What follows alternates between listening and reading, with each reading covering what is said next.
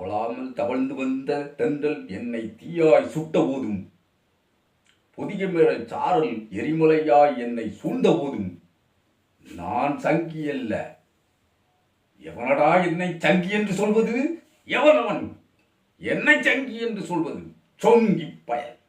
அவனை நான் என்ன செய்வன் என்று எனக்கே தெரியாது.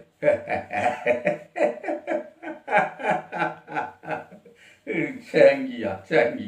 யாரை பார்த்து சாங்கின்னு இருக்கா?